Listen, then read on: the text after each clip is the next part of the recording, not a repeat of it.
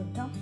ఇలా తయారు చేసుకుంటే ఇది సైడ్ డిష్గా దోశ, చపాతీ, రైస్లోకి తినడానికి చాలా బాగుంటుంది. ఆనియన్ టమాటో కర్రీ తయారు చేసుకోవడానికి ఇట్లా 7-8 చిన్న ఉల్లిపాయలు మీ దగ్గర ఉంటే ఈ చిన్న ఉల్లిపాయలతో చేసి చూడండి, చాలా రుచిగా అనిపిస్తుంది. ఒకవేళ లేవనుకోండి పెద్ద ఉల్లిపాయల్ని కొంచెం పెద్ద సైజు ముక్కలుగా కట్ చేసుకోవాలి.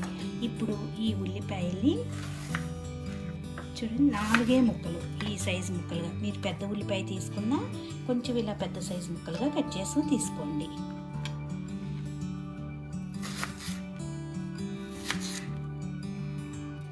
ఇప్పుడు 4 మీడియం సైజ్ టమాటాలను తీసుకోండి. టమాటాలను కూడా సన్నని స్లైసుల్లాగా, మరి పెద్ద ముక్కలు కాకుండా టమాటాని ఇలా సన్నగా ముక్కలుగా కట్ చేసుకోవాలి.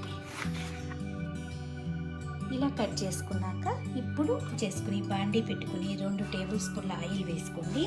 ఆయిల్ వేడయ్యాక 1 టీ స్పూన్ ఆవాలు, 1 టీ స్పూన్ జీలకర్ర చిట్టపట్టమన్నాక దీనిలో ఇప్పుడు 4-5 వెల్లుల్లి గబ్బాల్ని ముక్కలుగా కోసి వేసుకోండి. మీరు తినే కారాన్ని బట్టి పచ్చిమిరపకాయలు ఇలా కట్ చేసి వేసుకోండి. వెల్లుల్లిపాయలు, పచ్చిమిరపకాయలు కొద్దిగా వేగాక దీనిలో ఇప్పుడు ఉల్లిపాయలు వేసుకోవాలి. ఉల్లిపాయలు లావుగా ఉన్నాయి, వేగవేమో అనుకో అవసరం లేదు. కొంచెం ఉప్పు, పసుపు వేసామంటే ఉల్లిపాయలు మూత పెట్టి మగ్గిస్తే 4-5 నిమిషాల్లో చక్కగా మగ్గుతాయి. దీనిలో ఇప్పుడు పసుపు వేసుకుందాం. 1/2 టీ స్పూన్ పసుపు వేసుకోండి. దీనిలో ఇప్పుడు రుచికి తగినంత ఉప్పును వేసుకుందాం. మొత్తం ఒకసారి కలుపుకుని మూత పెట్టి లో ఫ్లేమ్లో ఈ ఉల్లిపాయల్ని వేగనివ్వాలి.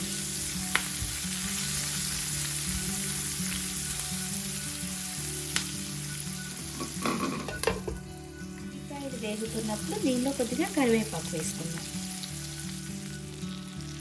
చూడండి ఉల్లిపాయలు వేగినాయి. ఇలా వేగాక దీనిలో ఇప్పుడు టమాటా ముక్కలు వేసుకోవాలి.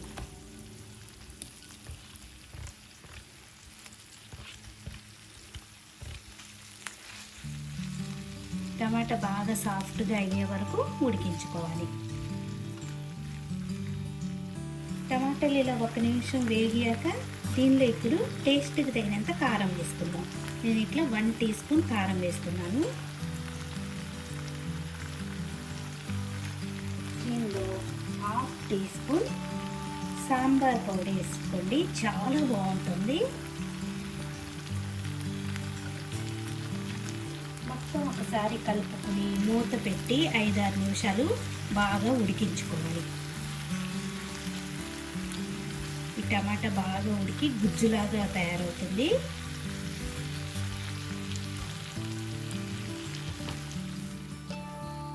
చూడండి 7-8 నిమిషాలు ఉడికించుకుంటే టమాటా చక్కగా సాఫ్ట్గా గుజ్జులాగా అయిపోయింది. మనకి ఆనియన్ కూడా చక్కగా మెత్తగా అయ్యింది. కూర రెడీ అయ్యింది. చాలా టేస్టీగా అనిపిస్తుంది ఇలా తయారు చేసుకుంటే, ఎక్కువ మసాలాలు లేకుండా. ఆ సాంబార్ పొడి రుచితో చాలా బాగుంటుంది. ఇప్పుడు లాస్ట్గా దీనిలో సన్నగా తరిగిన కొత్తిమీర వేసుకుందాం. కూర నచ్చితే మీరు కూడా ఒకసారి ఇలా తయారు చేసి చూడండి. నా వీడియోస్ మీకు నచ్చితే లైక్ చేయండి, షేర్ చేయండి, కామెంట్ చేయండి. మరిన్ని వీడియోల కోసం వాణి వంటిల్ని సబ్స్క్రైబ్ చేసుకోండి. Thank you for watching.